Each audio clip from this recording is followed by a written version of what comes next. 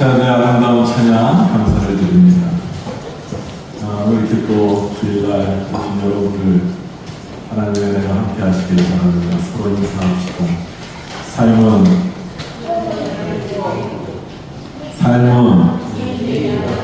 일상이 기적입니다. 삶은 기회요, 일상이 기적입니다.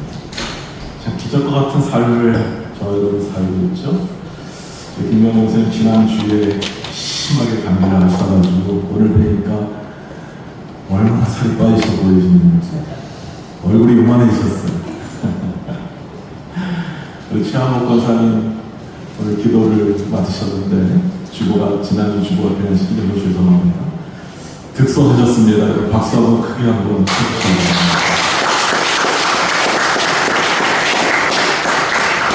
사모도 건강하고 성도들도 건강하고 아주 좋은 소식을 전해주셔서 감사합니다. 1875년도에 대형 박물관에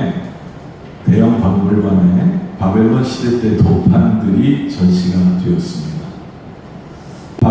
고대 바벨론 시대의 토판에 에누마 엘리슈라고 하는 그 토판의 기록에 천지 창조에 대한 이야기가 나옵니다.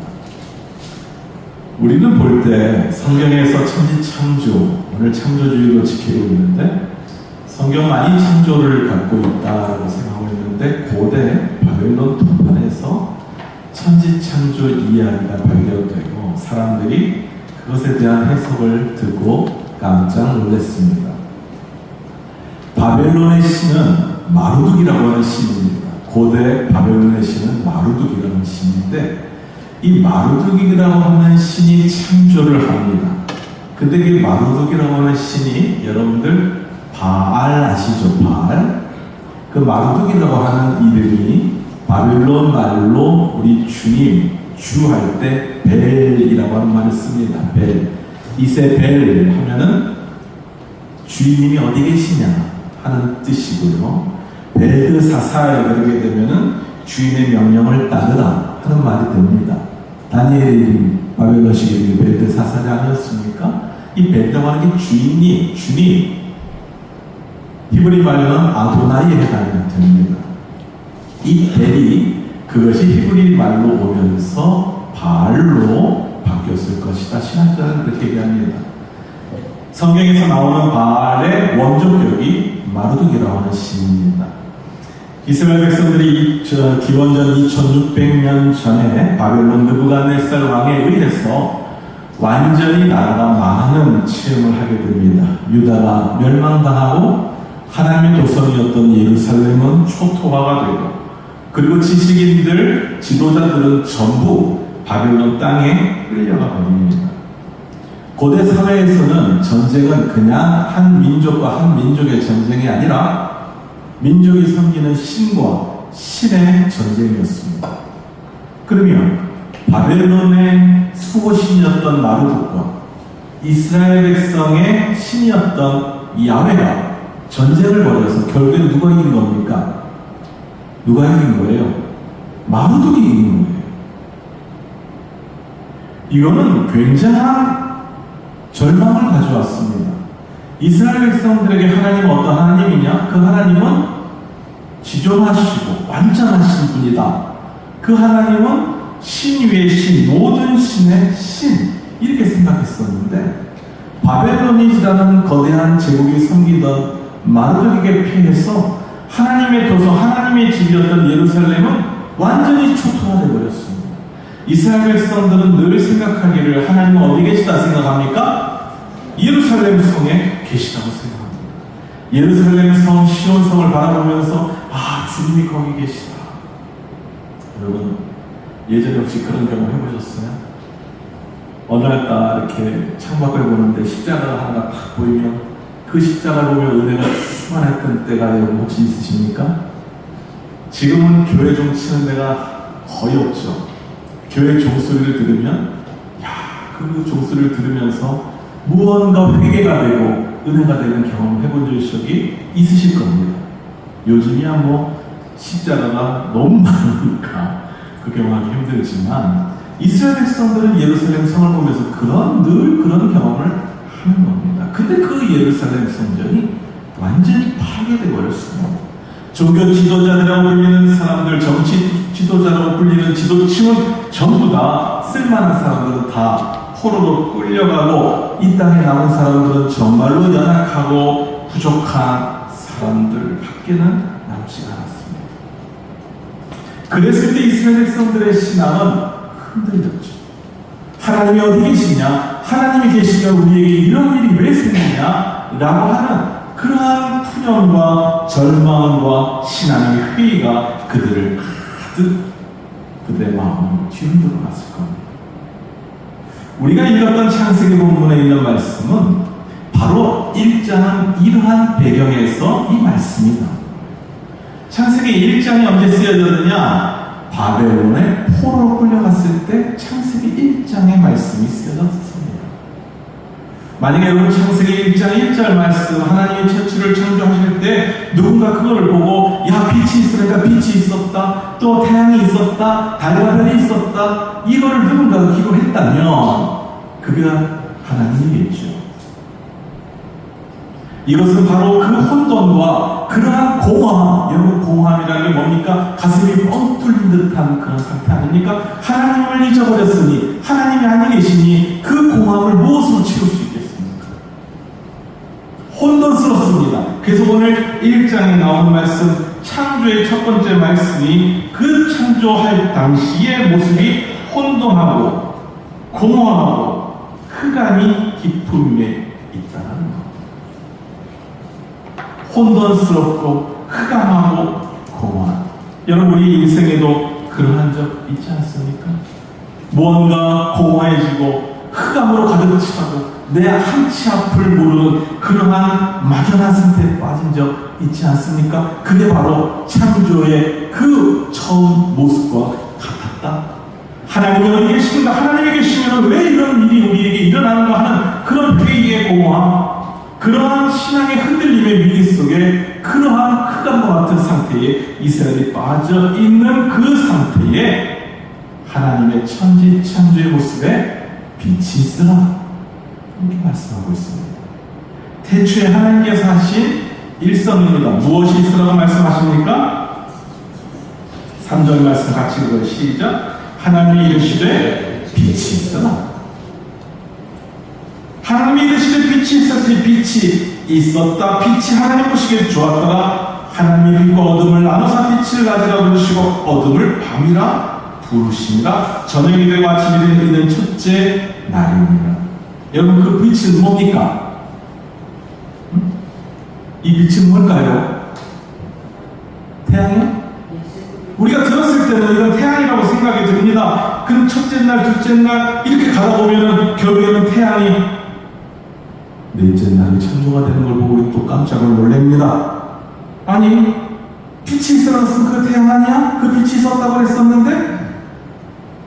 광명체들에 대한 말씀이 14절 이하에 나오죠. 하나님이 이르시되 하늘의 궁창에 광명체들이 있어 낮과 밤을 나누게 하고 그것들을 징조와 계절과 날과 해를 이루게 하라. 또 광명체들이 하늘의 궁창에 있어 땅을 비추니 그대로 되니라. 하나님이 두 큰 광명체를 만드사 큰 광명체로 날을 주게 하시고 작은 광명체로 밤을 주관하게 하시며 또 별들을 만드시고 하나님이 그것들을 하늘의 궁창에도 땅을 비추게 하시며 낮과 밤을 주관하게 하시고 빛과 어둠을 나누게 하시니 하나님이 보시기에 좋았더라. 저녁이 되고 아침이 된 이는 넷째 날입니다. 태양이 언제 창조됐다는 거예요? 넷째 날. 큰 광명체로서 태양이 창조가 되었다 말씀하고 있습니다. 그렇다고 한다면 지금 창절에서 5절에 있는 첫째 날 낮과 밤이 왔다 갔고 했었을 때 그 빛은 도대체 어떤 빛이라고 하는 말입니까? 아침이 오고 저녁이 왔다는 것을 태양이 아니라고 하는 그 빛이라고 하는 게 있었다고 한다면 아침이 오고 저녁이 오는 것을 어떻게 성서기자는 기록을 할 수 있었을까? 바로 이 마르두키라고 하는 바벨론의 신, 지금 야훼 신을 이긴 바벨론의 마르두키라는 신이 천하의 최고의 신이야. 그 신이 이 세상을 창조하셨어 라고 하는 이야기가 있었어요. 아까 제가 말씀드린 대형박물관에 있었던 에누마 엘리시라고 하는 그 토판 문서에 마르독이 태초를 창조했다고 하는 기록이 나와요. 그 마르독이라고 하는 창조의 신과 그리고 그 혼돈의 신 티아마라고 하는 혼돈의 신이 싸워요. 신과 신이 싸웁니다. 이게 바벨론 고대 메소포타미아의 신화의 창조설입니다. 신과 신이 싸웠다. 그래서 마르독이 혼돈의 신을 타하맛을 죽였다. 그리고 그 타하맛의 피가 흘고 흐른 것을 마르독이 그 흙에다가 진흙을 일겨서 만든 존재가 있으니 그게 누구다? 그게 인간이다. 인간에는 흙과 피가 섞여서 있는 존재가 우리다.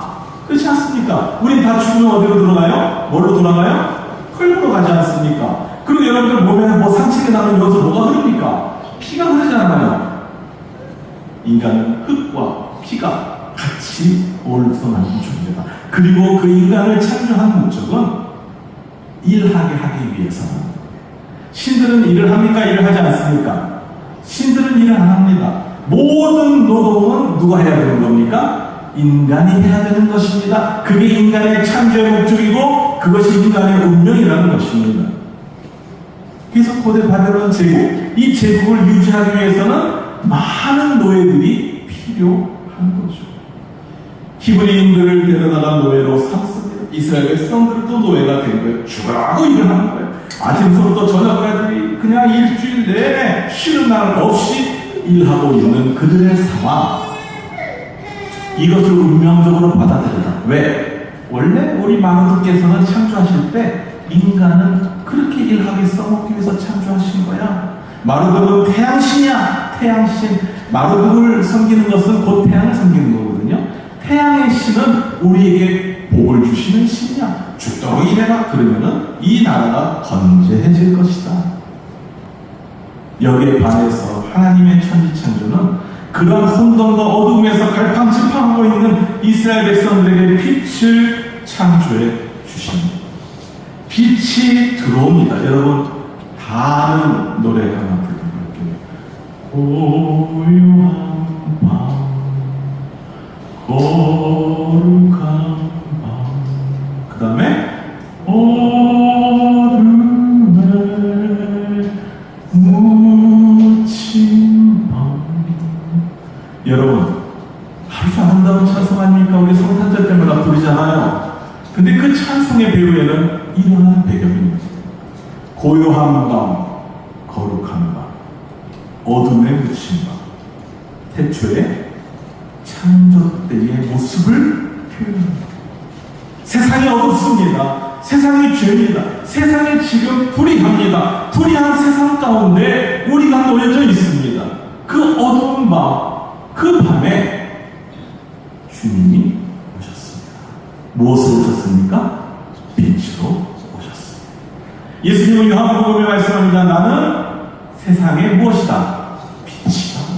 그 빛이라는 게 이 창조 세계의 빛인 것입니다.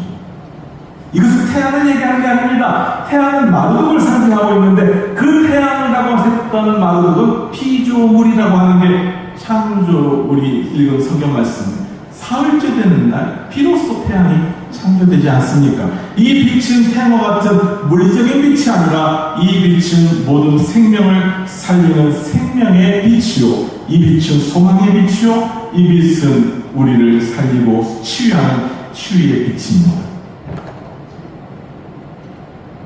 여러분 당시의 제국들은 그들은 정복전쟁이라는 걸 통해서 힘을 통해서 칼과 창으로 식민지들을 강탈합니다. 우리나라도 일본에 강탈을 당했죠. 그리고 예수님 시대에는 로마라는 강력한 나라가 이스라엘 백성을 강탈했습니다. 힘으로. 그리고 그들이 외쳤던 게 뭡니까? 로마의 평화였습니다. 로마의 평화. 팍스 로마나라고 하거든요. 로마의 평화. 이 평화는 황제가 주는 평화야. 그들이 들어올 때 칼과 창에는 피가 툭툭툭 떨어져 있습니다. 피에 젖은 갑옷을 입고 그리고 개성 장군처럼 위풍당당하게 들어오는 그들의 모습. 야, 우리 로마가 다른 나라를 또 정복해서 그들의 것을 빼앗아왔다. 전리품들을 나눠주고 그 전리품 속에는 보석도 있고 옷도 있고 먹을 것도 있고 그것들을 나눠주면서 풍요롭게 뽑다. 우리의 신, 우리의 태양신을 찬양하자. 이게 로마 아닙니까? 거기에 예수님은 그거 웃기지 마. 그건 가짜 평화야. 남의 행복을 짓밟고 남의 평안을 짓밟고 다른 이들의 것을 빼앗아서 내 것으로 평화를 누리가는 로마의 평화? 웃기지 마. 그건 가짜야. 그래서 예수님이 뭐라 합니까? 평화의 왕으로 오신 예수. 약육강식, 승자독식, 불의와 거짓, 억압, 이건 다 깊은 어둠과 같은 것입니다. 세상은 힘이야. 여러분, 세상은 힘이 있어야 된다고 생각합니다. 지식도 힘입니다.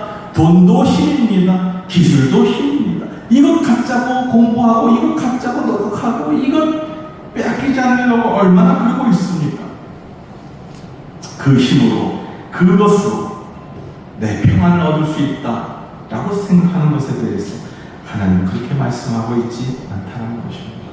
세상은 이제는 우리들의 세상이야 라고 얘기하고 있지만 그 세상의 모습은 다른 이들의 피눈물을 흘리게 하는 그러한 억압당하는 희구인 노예들에게는 혼돈과 공허와 정말로 불안한 세상 가운데 하나님은 창조의 빛을 허락해 주셨다는 것, 이 창세기 1장의 말씀은 매우 그들에게는 희망의 말씀이었겠죠.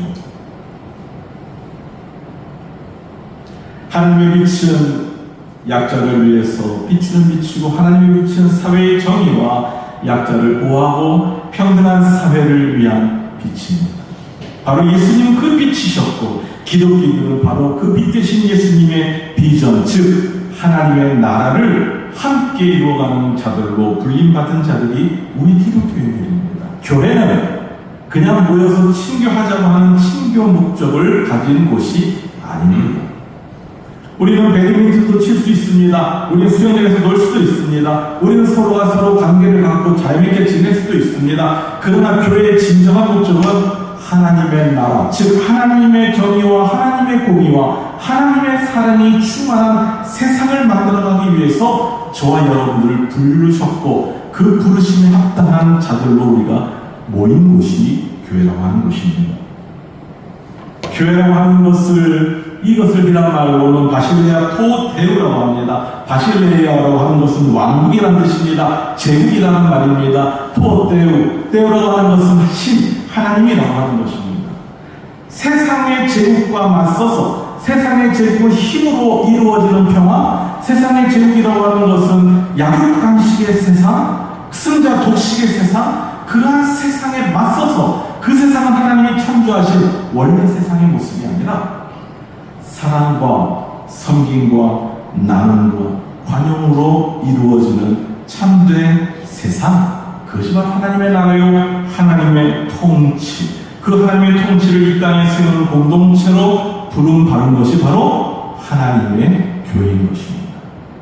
그래서 교회는 건물로서의 교회가 아니라 교회는 부르심을 받은 사람들의 모임으로서의 교회인 것입니다. 그 원리는 사랑이죠.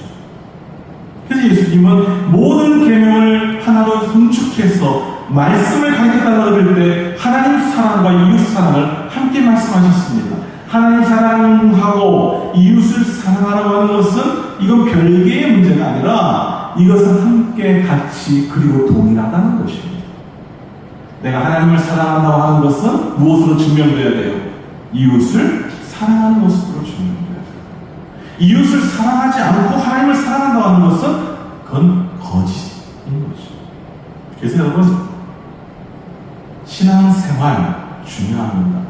신앙생활, 교회 안에서의 생활, 교회 안에 들어와서 예배하고 교회 안에서 들어와서 여러분 성경 읽고 기도하고 찬송하고 하는 것을 신앙생활이라고 얘기합니다. 그 신앙생활을 매우 중요합니다. 이건 기본이죠. 집사, 권사, 장로, 기본이잖아요. 그게 되어야만 그 직분도 받는 거 아니겠습니까? 기도생활하고 그리고 예배에 충실하고 이런 것들 쭉 얘기하는 것에 다 따라서 우리가 직분도 받고 그러고 삽니다. 그래, 더 중요한 게 있어요. 신앙생활은 반드시 생활신앙으로 나타나줘야 됩니다. 내가 신앙인이면 그 신앙이 내가 살고 있는 가정 속에서 나타나줘야 되는 거예요. 내가 신앙의 아버지다, 내가 신앙의 장로다, 신앙의 권사다, 신앙의 집사다 한다면 제일 먼저 그것은 나의 가장 가까운 자들에게 내 모습이 번역되어서 나타나줘야 되는 거예요.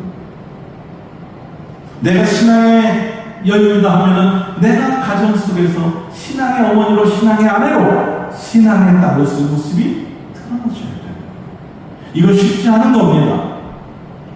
우리들에게 빛이 와야 이것이 가능한 거예요. 어둠과 혼동의 가정 속에 내가 그리스도의 빛으로서 그 가정에 들어오면 그 가정이 어둠과 혼동이 물러나는 역사가 나타나줘야 되는 것이죠. 내가 있는 일터, 내가 있는 그곳에서 하나님의 나라가 이루어지는 것이 하나님이 우리에게 원하신 뜻이기 때문인 것이죠. 빛으로 오신 예수님께서는 세상의 어둠을 뚫고 이 땅에 하나님의 빛으로 임하십니다.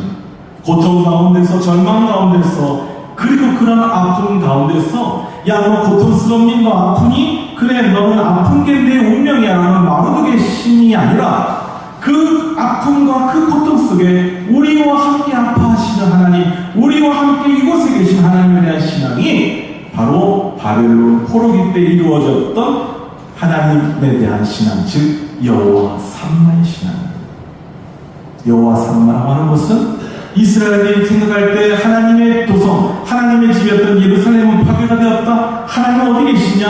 혼돈스럽고 곤란했던 이들에게 하나님은 진짜 안 계시는 거냐? 나도 이민족의 백성들에게 끌려와서 그 바닷가에서 앉아서 눈물로 하루하루를 지새우는 이스라엘 백성들, 그리고 혹독한 그런 고된 노역 속에서 절망함으로 이건 사는 게 아니야, 이건 죽는 거야, 죽는 거를 사는 거야 라고 생각하는 이스라엘 백성들에게 빛이 내려옵니다. 창조의 빛이 납니다. 그들의 혼돈의 어둠을 뚫고 하나님 어디 계시지 할 때, 아하, 그 하나님은 예루살렘 성 안에 계신 하나님이 아니라 오늘 이 바벨론의 포로로 끌려와 있는 절망 중에 있는 우리에게 희망의 빛으로 오시는 하나님이시구나. 하나님은 지금 이곳 이 자리 여기에 우리와 함께 하신다. 그것이 바로 여호와 삼마의 신앙을 말씀하는 것이죠.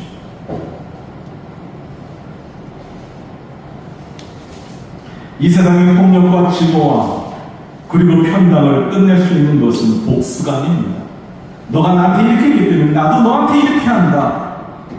그것으로 세상에 이러한 갈등, 이러한 전쟁, 이러한 폭력을 끊어낼 수가 없습니다. 여러분 옛날에 영화지만 혹시 여러분 람보라든가 코나 여자분들은 잘 안 보셨을 거예요. 코만도라든가 이런 거 보신 거 기억나세요? 정육권 선생님 왜 그러는 것 같아요? 그 람보 뭐 이런 코만도 보면 뭡니까?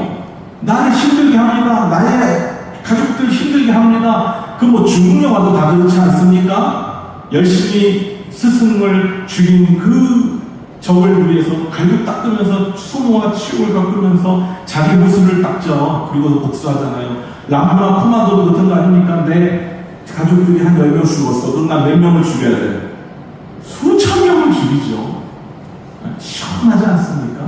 걔는 총알도 안 떨어져. 그죠? 총 쏘는 대로 다 맞아. 그러면서 우리는 막 그 영화를 보면서 희열을 느끼고 그 스트레스를 주지 않습니까? 여러분, 지금 세상은 그렇죠.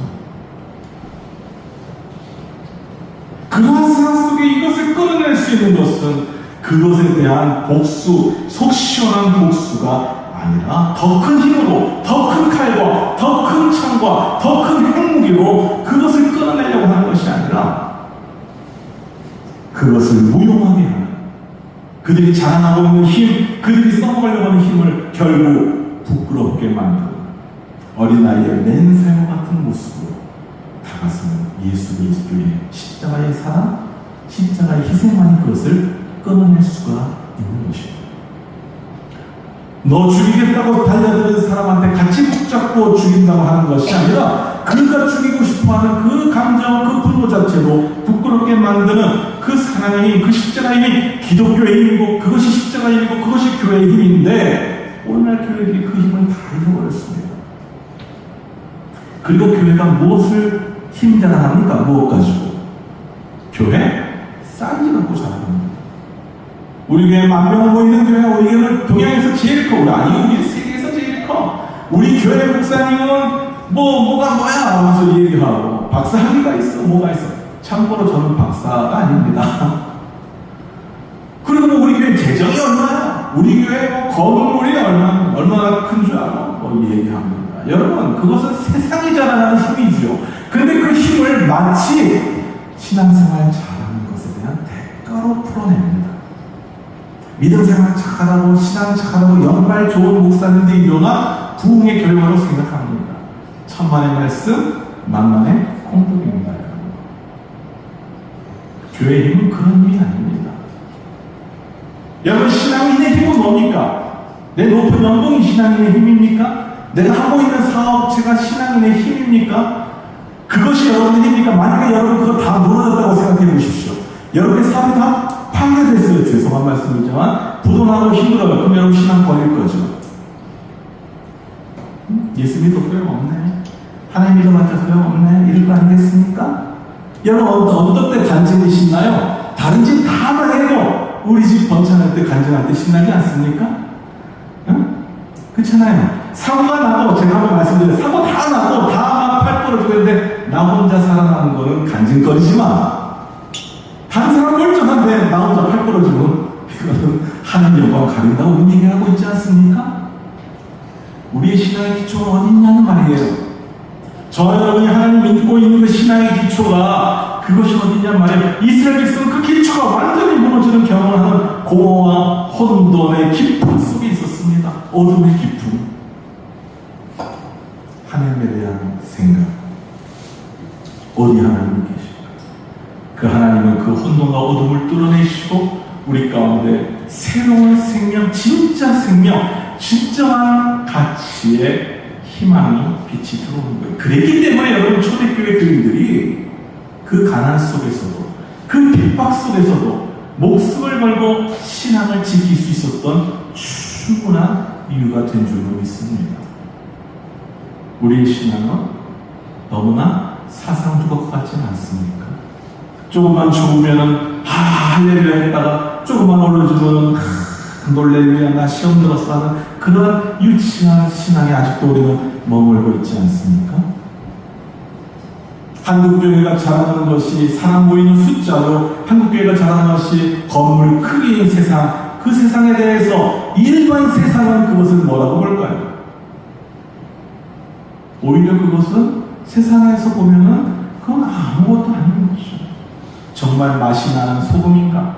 정말 빛이 있는가? 아니면 세상이 추구하는 똑같은 가치를 가지고 단지 예수 이름으로 그것을 통과시키기 위한 것으로 우리의 신앙을 갖고 있다면 우리는 미신을 믿는 것과 똑같습니다. 우리 예수님은 그걸 위해서 자신의 피와 물을 쏟으신 분이 아닙니다. 우리 예수님께서는 진정한 생명, 참된 생명은 거기에 있는 것이 아니다. 하나님의 나라를 위한 그 일에 우리 함께 가자. 그것은 사랑과 희생의 십자가의 그 빛으로 임하고 계시는 거죠. 우리는 어느덧 바람이 바뀌었어요. 그렇죠 여러분? 이제 가을에 오고 있습니다. 가을은 연도로 가는 계절이죠. 9월의 첫 주일 우리가 창조주일로 시작하면서 예수의 사랑으로 우리의 창조신앙을 다시금 생각하고 무뎌져 있던 우리의 영성의 날들을 새롭게 벼려서 참으로 꽃 한 송이, 참으로 열매 하나, 참으로 이 창조되는 푸른 포기를 보면서도 그 속에서도 하나님의 창조의 빛을 생각해낼 수 있는 성령 충만한 저 여러분 되기를 주의 이름으로 축원합니다. 기도합시다. 어둠과 혼돈을 뚫고 빛을 창조하신 주님, 우리가 살아가고 있는 삶이 어둡고 힘들고 막막한 기쁨 가운데 있어도 그 창조주 하나님을 잊지 않게 하시고 하나님의 창조의 역사에 동참하는 저희 되게 하여 주옵소서. 예수님 이름으로 기도드렸습니다.